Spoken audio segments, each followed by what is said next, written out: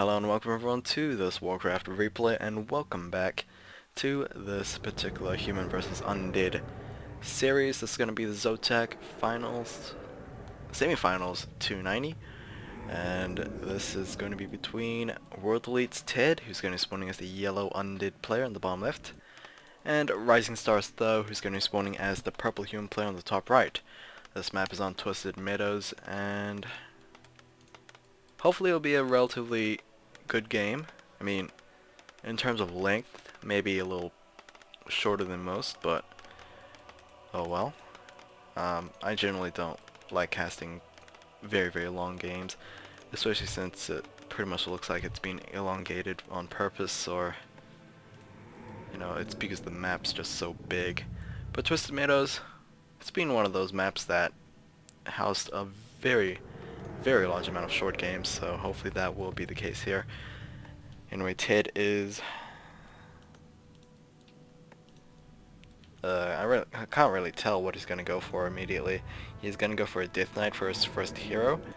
Now the answer for Though is gonna be a Mountain King, and that is a pretty early Mountain King compared to that Death Knight, so it might have been sped built by those peasants. Looking at the gold, I'm pretty sure that has been sped built. So yeah, Graveyard has been placed down after that Tome of Relics, so we are gonna go for that very passive but still harassive play from the Death Knight, and then hopefully reinforce them with those Crypt Fiends. So yeah, like I've been saying in the previous Undead matchups, particularly the Rain and the Lucifer series, we've been seeing a lot of people, undead players particularly, go the route of starting with mass ghouls, and I guess it's just because of the matchups, generally because those two undead players were versing Night Elves. That might have been the reason why mass ghouls might have been a viable option, because you could easily exploit the lack of numbers in a Night Elf army, but I mean, it could still be the same for a human player, or an orc player really, because orcs take so long to actually produce one unit, particularly a grunt. But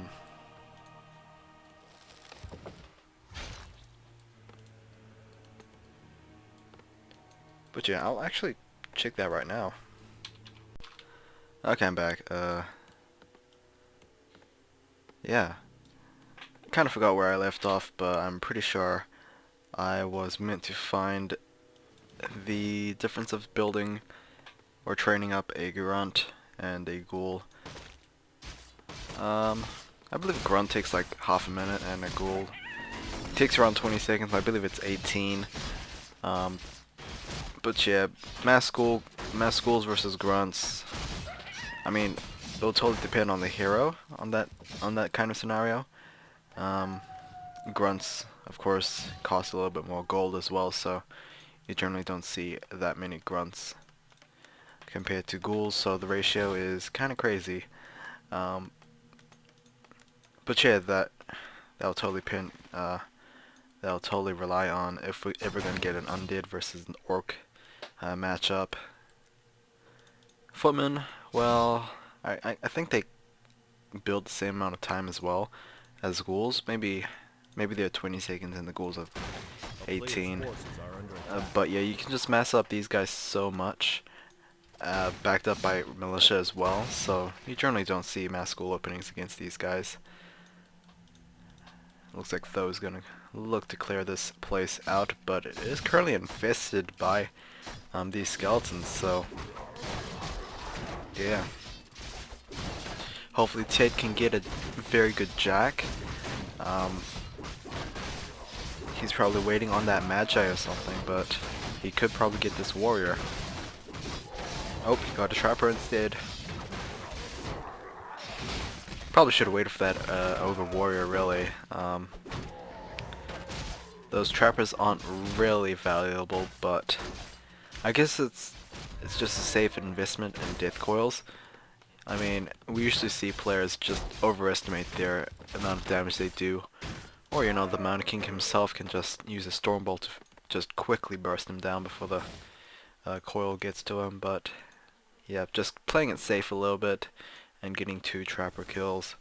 Now these peasants are most likely going to place down a great hold. There we go, and a couple of towers. Player's forces are under attack. Mainly due to those skeletons easily harass, or could easily harass this expansion if there are no towers down. So yeah, that's pretty much it. There is too many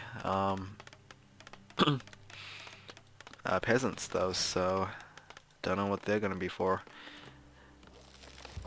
So though, because he expanded, he will get a very late tier 2, and if he can actually hold up until then, he will be able to build up a sizable army and hopefully take this game.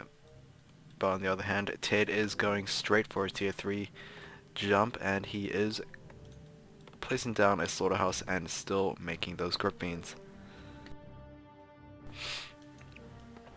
As you can see, these skeletons are going to move on to this expansion, and this town hall has been completed, but we do not have an arcane tower. This is going to be a little bit troublesome for though.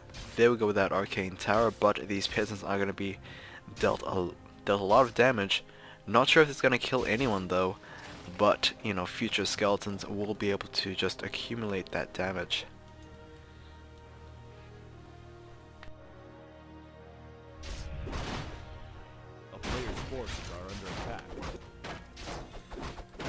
Wow, very many. Just a lot of low hit point footmen, and not sure what they're trying to do. Going for a suicide run to get that mercenary camp, but wow. Though you have, if skeletons or ghouls or even that DK is around, that's gonna be a rough time. Arcane Tower has been completed, as well as the Arcane Vault. TP coming in from that Mountain King will most likely use a healing scroll. There we go. And I mean Shadow Priest as well, so that's gonna help healing quite a bit. We are still having footmen being pumped out, though it does have the resources to transition into a keep tick, but which one will we go for? I think this town hall should be suitable enough.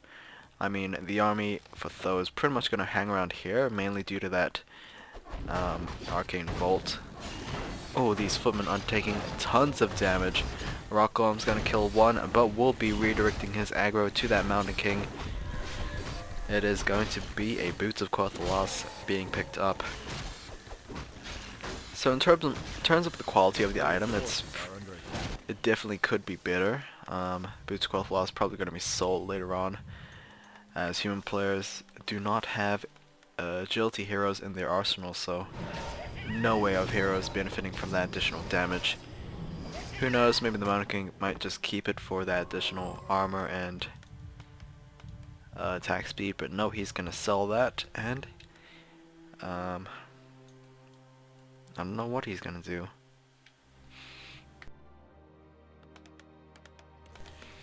Now there we go, Tho is going to construct even more towers in his main expansion, and of course upgrading that town hall to a keep.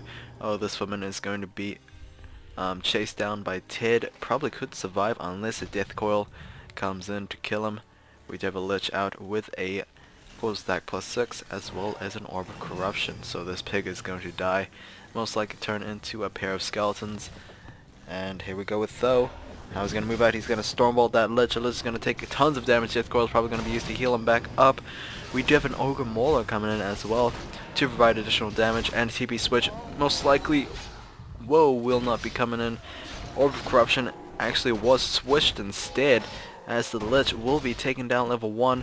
TP is coming in, Shadow Priest will be taken down, but Tho pretty much got himself a very good kill on that lich.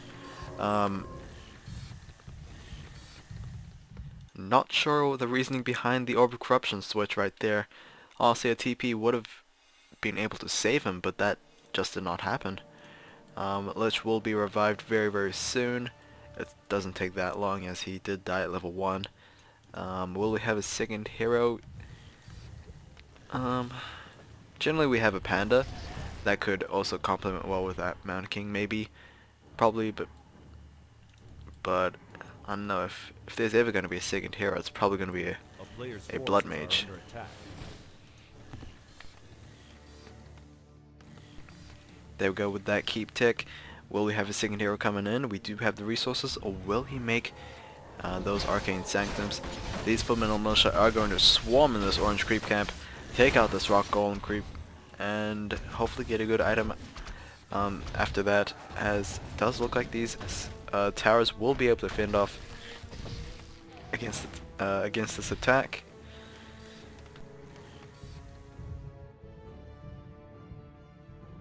And the item's going to be another Boots of Quoth Loss. Not the best of luck for Tho, but those amount of towers are going to keep its base alive for quite some time, and is of course going to force TeD to go after the Player's forces are under attack. the main expansion. Wow, my throat. Definitely very bad. We have 4 destroyers in the air right now, 5 destroyers in the air right now, so this is going to look very, very bad. I was thinking of TeD just going for those meat wagons, but that is not going to be the case, as he is just going to rush this base with those destroyers.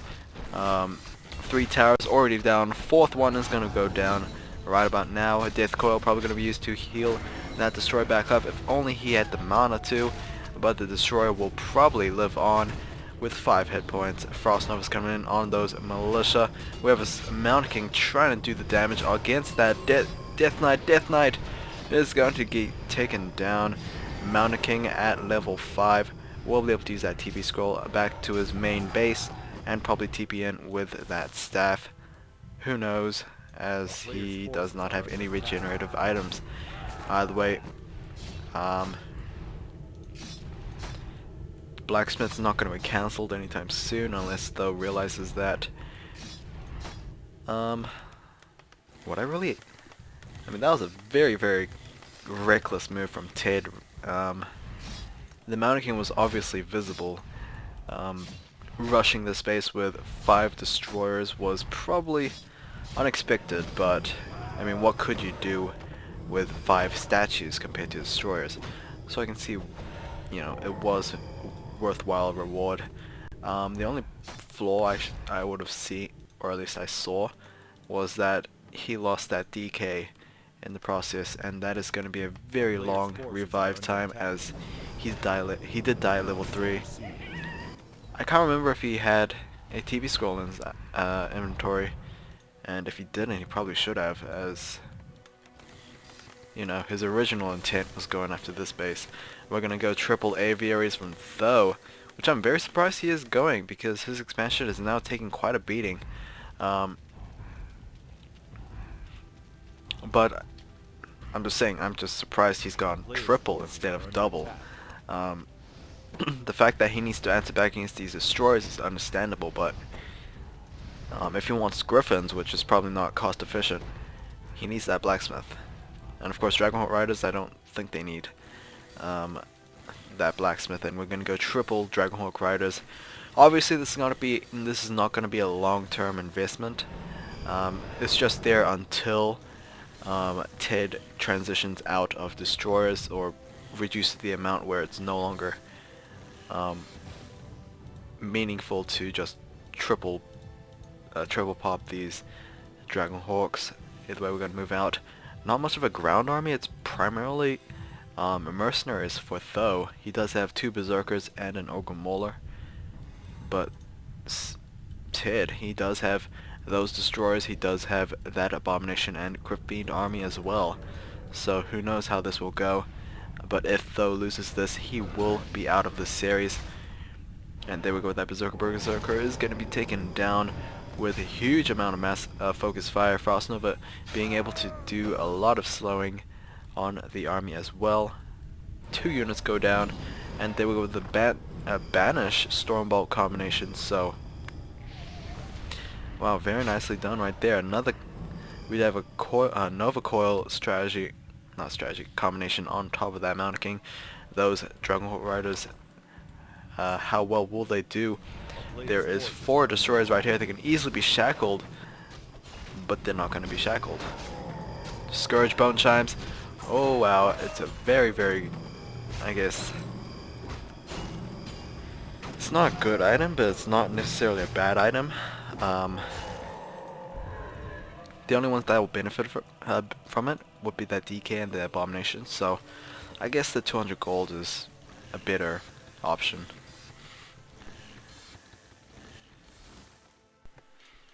Okay, it looks like Tho is resaturating this expansion.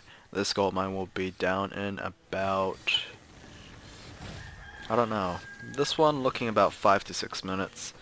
This one, if it's not harassed, should go on for a good 10 minutes maybe. 10 to 14, I'm not sure. It's within that range. I'm not entirely sure on the rate of the gold minage, but it still has about a reasonable amount left in it. Pendant of Energy is going to be picked up on that Mountain King, and of course the Blood Mage is there for that mana battery. And here we go with this. Here we go with these destroyers. Not going to destroy anything though.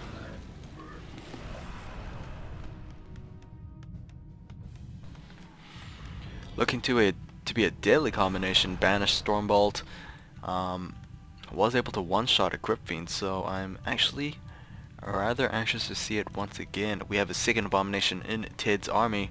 This looks like a very orange-looking army. We have 70 versus 60.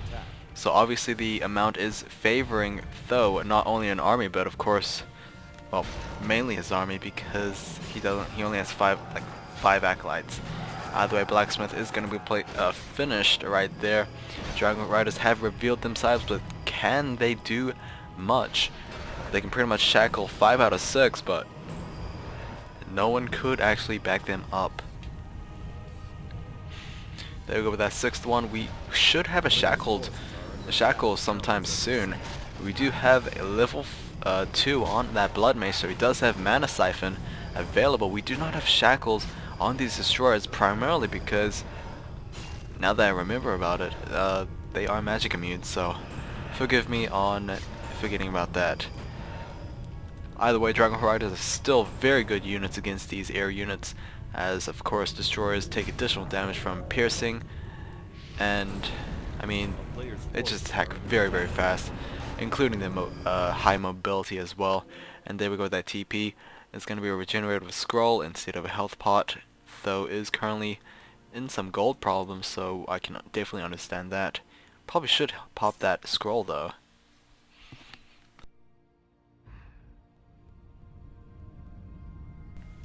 Dragon Riders, even though they are a good air unit versus air, just, I don't know, destroyers do very well against those guys as well. They are magic, so they take extra as well. I believe magic versus light is more bonus damage than piercing versus light, so yeah. Plus I think destroyers have more health. Yeah, they do. Wow, is that a big difference or what? And of course statues are supporting them as well, so it's gonna be a rather rough fight. We have a lot of Dragon Orcs for Tho, so he might just go for that air dominance. There we go with one destroyer being taken down. A Mana Siphon on that DK. He does have enough mana for one more Death Coil. There we go. The Stormbolt Lich is going to be Mana Siphoned, but he will be Death Coiled back to full health. He might just have another Stormbolt or just a Banish Stormbolt. No, Mana Siphon Stormbolt on that Lich. Lich can't do anything as he has been stunned for a very long time. Level 3 and level 6 on that Mountain King. Mountain King most likely has Avatar, so TeD is forced to run back. But no, he's going to engage against that Mountain King. There we go with Avatar. Those destroyers can't do anything about that Mountain King, as the Lich has been taken down at level 4. That is going to be a very big blow to TeD's army, as it will take a very long time for him to get that Lich back up. We do have an expansion from TeD. Probably has been there for like 2 or 3 minutes, but it is going to be spotted from Tho. Not sure if he has the cloud researched, but it should be a well investment to actually take. I mean, it will also cancel out the attack from this back citadel. TeD is going to be moving in. Avatar lasts quite a long time, so Destroyer still can't be, will not be able to deal with him. There we go with that massive Stormbolt on that Death Knight. Death Knight is only 360 health from death. We have a Nubian Tower still dealing a lot of slow damage, not necessarily damage itself, but just a lot of slow. Blood Mage still dealing some damage to these Acolytes. We'll be able to kill them one by one, and TeD can't do anything about it. I mean, this Mountain King with those Dragonhorde Riders look very, very good. I think it should be time for TeD to actually make some Crypt Fiends. I mean, I think Crypt Fiends would have been a much better choice against those Dragonhorde Riders, but I guess I can understand his option against that Mountain King and Blood Mage, and TeD is gonna give the GG. So that is game 2 of this best of 3. Though managing to pull it off at the second game, we'll extend it to a full 3-game series. I'll see you guys in third game, and take care.